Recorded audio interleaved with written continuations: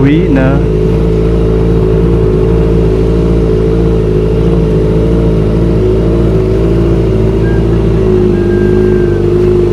Okay.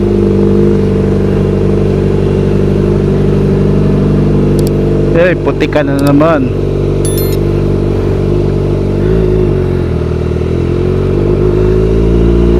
Ito ang mahirap dito.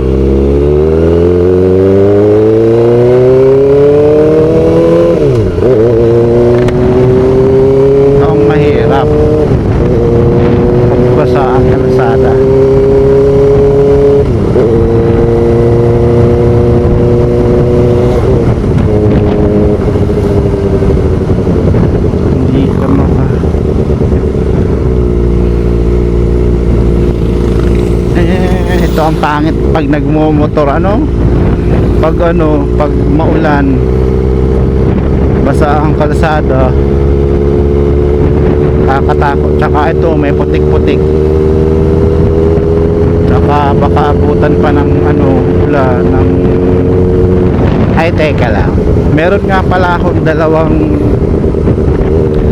may dalawang record na ako ng video sa dito sa action cam ko. Tapos ine-edit ko na yung isang video pala. Parang cringe na cringe ako nung ine-edit ko na yung video, kasi ang dami kong doon, ang dami kong paulit-ulit na salita katulad nito, paulit-ulit. Tapos may may yung ang dami kong sinasabing yung kasi yung kundi naman sa parang ganyan, parang ulit-ulit kong nasasabi yan,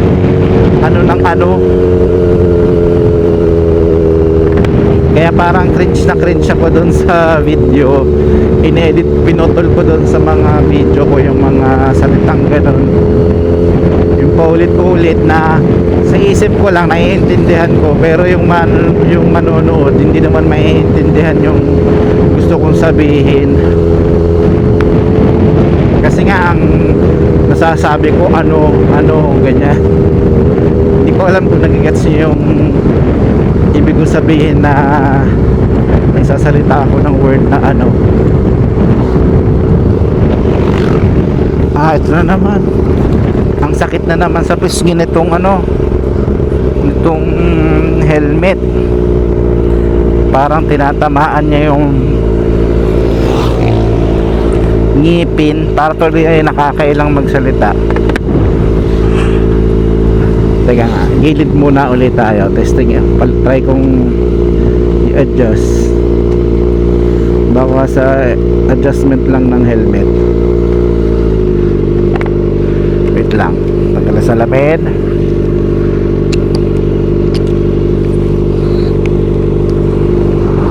Ayan, parang sa salamin nga, ay sa helmet nga.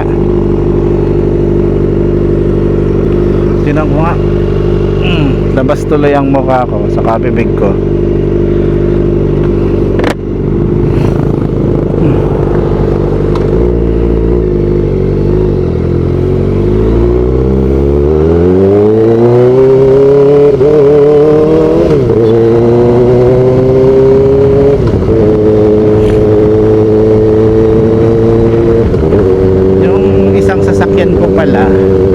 Yung pick up, akala ko ngayon taon na yung niya, yung registration niya, next year pa pala. Kinabahan tuloy ako dahil ang dami pa naman gastos. Ang matindi pa niyan, hindi lumalabas sa LTMS online yung sasakyan ko. Hindi ko alam kung bakit, pero papaasikaso ko na lang sa sa LTO pag may time.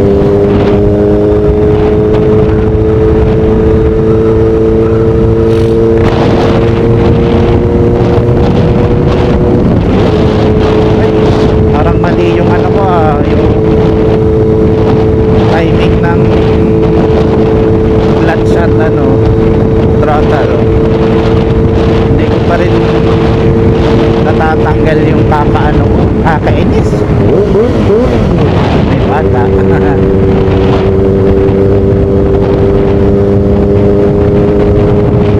Hindi kaya masira yung ano, clutch lining, kakabomba. Pero hindi naman siguro dahil hindi naman araw-araw na bomba yun ba. Saan talili kong motor na to.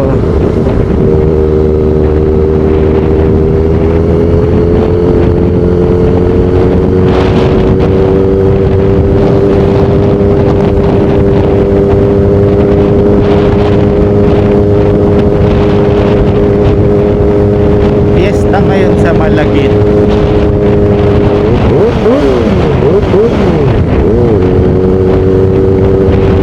Yung mga gustong magpa-bomba daw.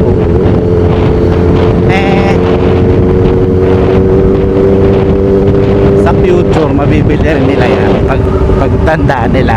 Hindi naman pagtanda pala, sa tamang edad pala mabibili rin nila Manila yan kung gugustuhin nila. At gagawa ng paraan para matupad ang kanilang pangarap. Anong sikreto? Di mag-aral ng ng mabuti. Habang kaya pa mag-aral lang na mag-aral. Kasi yun ang talagang dito sa Pilipinas, yun lang ang way. Yun lang ang way para makaahon ka sa sa hirap sa iba. Pero yun ang pinaka best kasi lagi kang may backup. Ano naman mangyari, meron kang backup dahil nakapag-aral ka. Yung iba kasi passion agad yung inuuna. Pwede rin naman, pero dapat may backup ka pa rin. Pag once na mag-fail yung passion, ay hindi ka pa rin basta-basta maghihirap.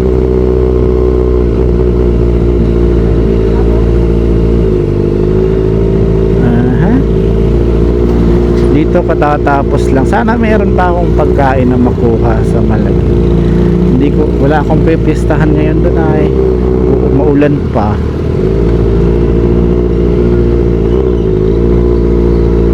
Dun si Papa.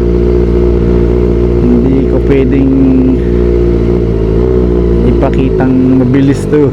Yung tatay ko nandun, makikita ko. Yun na yung may board na sasakyan. Babagalang ko lang.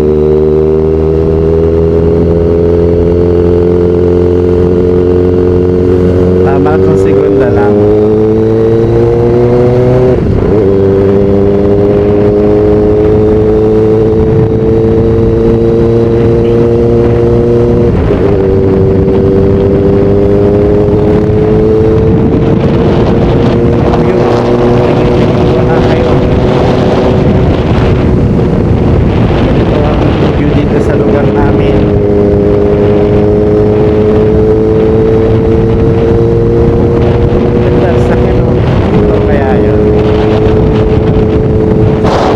Bago ko pala mabili itong sabi ko nga, magsesettle na pala ako sa dati sa Vespa sasakyan, kasi mas mura-mura, kalahati ng presyo nito yung Vespang bibilin ko sana.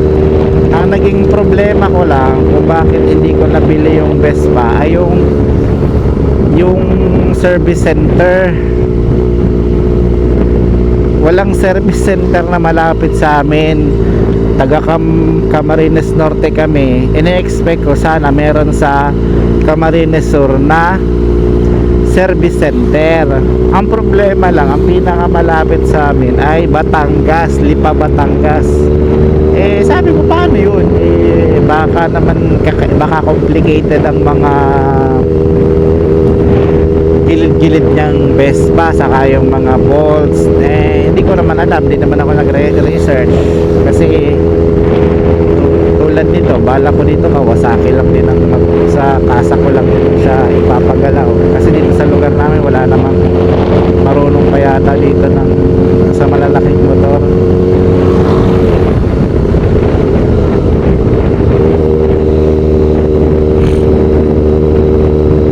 Palaya.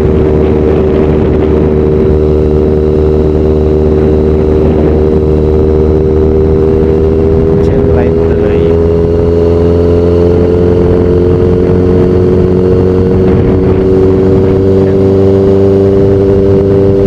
Buti siguro dapat bumili na ako ng 360 camera dito, diyan ko ilalagay para na papalipat-lipat ko yung anggulo niya.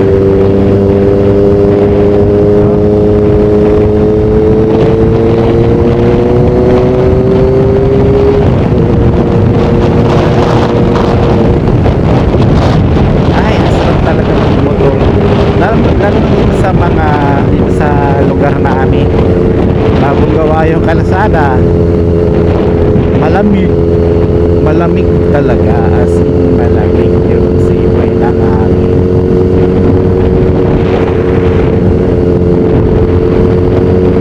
Hindi siya mainit, pero try kong dalhin to sa nadain pag hindi yan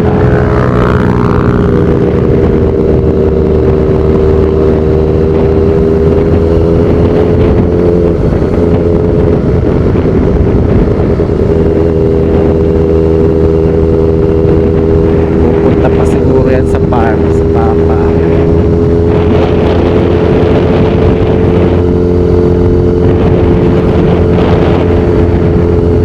Wala akong masyadong maikwento. Dapat pala lagi ako nagre-research sa internet yung mga blueprint anong tawag doon, basta yung parang guide ko na yun yung mga topic na pwede kong pag-usapan para pag blank ko ako, yun merong dito ko masasabi. Meron akong gustong i-try ngayon, yung affiliate marketing sa TikTok and sa Shopee. Gusto ko siyang i-try, pero ang i-affiliate ko yung mga product ko din sa physical store, para naman yung page hindi mag-deviate, at saka hindi na rin ako gumawa ng bagong page.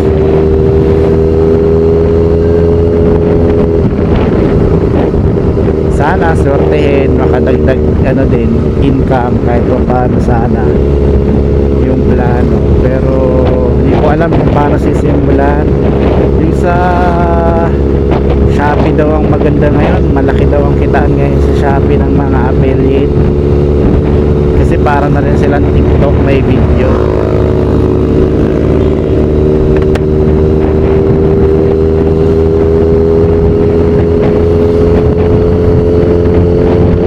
Kung meron nga lang sana, anong reason nga ba bakit gustong magkaroon ng another extra income? Kasi syempre parang gusto kong mabawi agad yung pinambili ko dito sa sasakyan. Tapos ano pa nga bang goal ko bukod sa mabawi, iba pa rin yung may ginawang sa bangko.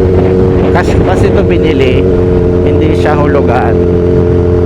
Bala ko sana hulugan to bilhin, para ang mangyari para yung, kasi ang bala ko sana dito 50% ang ida-down ko sa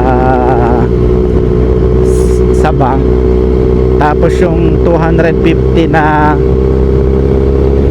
matitira gagamitin ko lang doon sa business kong isa na may maganda-ganda naman yung income, kasi dagdag puhunan din siya, magagamit ko siyang dagdag puhunan. Ang mangyayari doon, parang kinumpute na namin sa BPI calculator na yung tutubuin niya sa loob ng 3 taon, eh parang ang mangyayari ay wala lang. Parang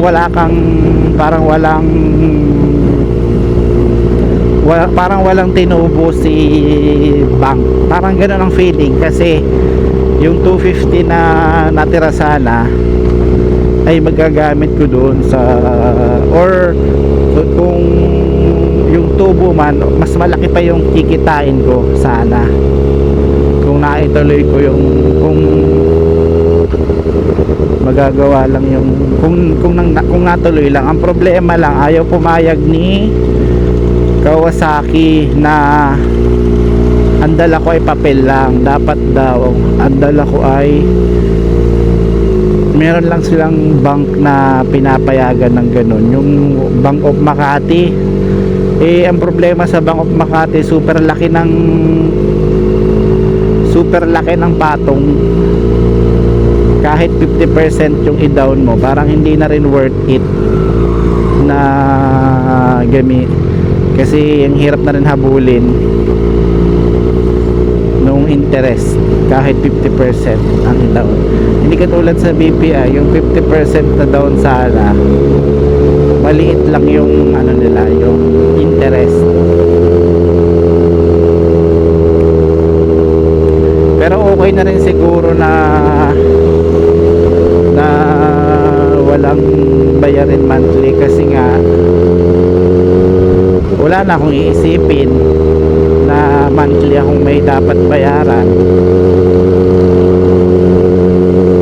Total naman itong binili kong to, hindi naman pang negosyo, pang liwaliw lang, pang magpaganda lang ng mood pag nagmomotor ka. Kaya tama lang siguro na cash na. Ay nangyari naman nun, hindi ko pa rin malimutan, parang pinakabakaba pa ako, kasi kung kailan ako nakabili, bago naman ako bumili, okay naman yung business, wala namang problema, yung perang pambili ko dito nasa bangko lang, di naman nagagalaw. Tapos nung nakabili na ako, parang biglang humina yung tindahan, tapos kailangan ko maghabol ng benta. Parang may ganung feeling, ano, nagkamali ba ako sa pag-compute ko? Bakit parang kailangan kong humugot uli ng kakaiba? Buti na lang naka-recover din naman agad, and back to normal lang ngayon yung tindahan. Kumbaga may face lang siguro na nagkataon lang na yung araw na yon or week na yon, nagkasabay yung hina at maraming bayarin. Pero ngayong na normalize ko na ulit, normal na uli yung supply, ay yung pagsingil.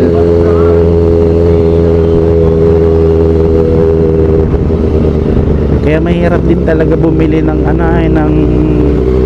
ng mga bagay na hindi mo masyadong pinag-iisipan. Yung kunyari gusto mo lang bumili dahil nagmamagaling ka lang. Siguro itong motor na to may ganong factor siguro na gusto mo lang magmagaling. Pero sa akin naman matagal na to, 2019 ko pa gusto talaga magkamotor, pero ibang model. Nataon lang talaga na nirelease yung 25R saka itong 4R, kaya talagang meant na siguro mapa sa akin to.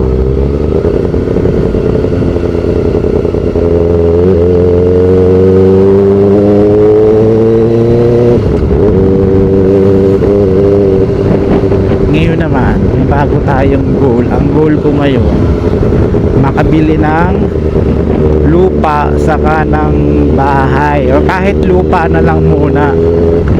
Ngayon, anong reason bakit kailangan kong makabili ng ganyan? Dahil Yun yung binigay kong, yun naman yung binigay kong ano sa asawa ko na nakabili lang ako nito, i-priority ko na yung ano, yung ano yan, yung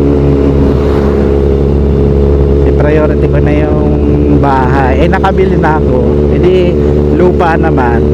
Marami sanang available na mabibili dito sa Cam Norte. Ang problema lang, yung mga affordable nasa Daet, yung mga mahal nandito sa lugar namin.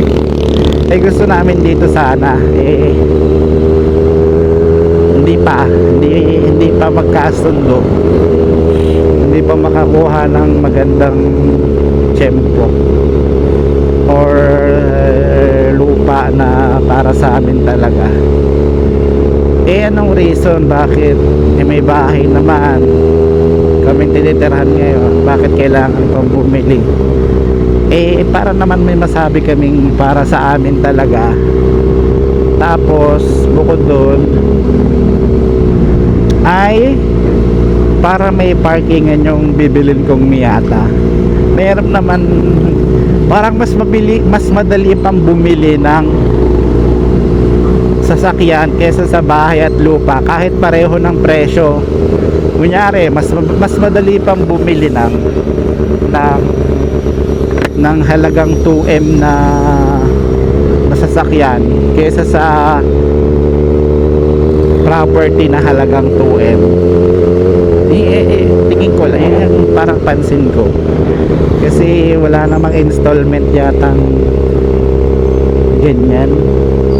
Pwera lang kung sa Pag-ibig nasa probinsya naman, wala naman kaming mapagbibilhan na, or hindi ko lang alam yung technique siguro na pwede ko kung may gusto ako bilhin property tapos padadaanin ko ng Pag-ibig. Hindi ko lang sure kung possible yung ganun.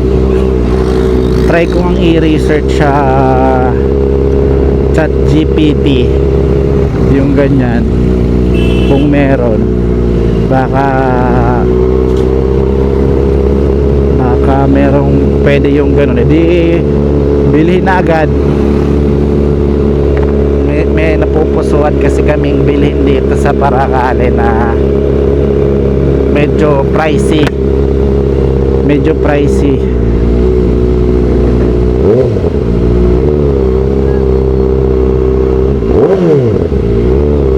Meron yatang sumisigaw ng bomba daw.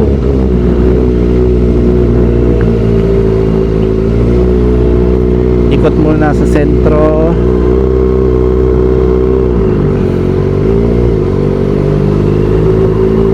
Isa pa palang iniisip ko, no? Paano pag naluma na yung gulong nito? Sino ang magpapalit ng gulong? Hindi ko rin alam kung kaya ba itong ikabit sa motor shop dito sa amin o dapat doon ko nalang dalhin sa Naga or sa Daet. Pero hindi ko rin sure. Wala akong karaara idea kung ano ang sabagay. Bago pa naman, wag lang mag-flat ng gulong. Hindi kaya flat ang gulong nito.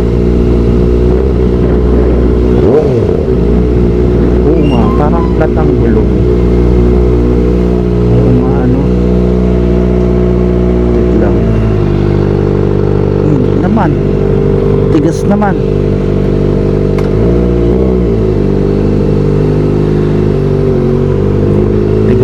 Ito bagong gawang kalsada rin to, no?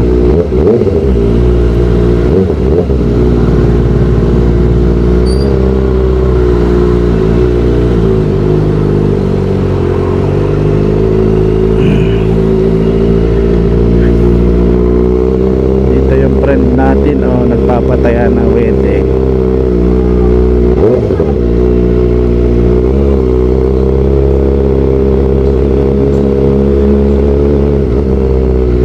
Angel's Burger, sarap ng amoy. Ano kaya?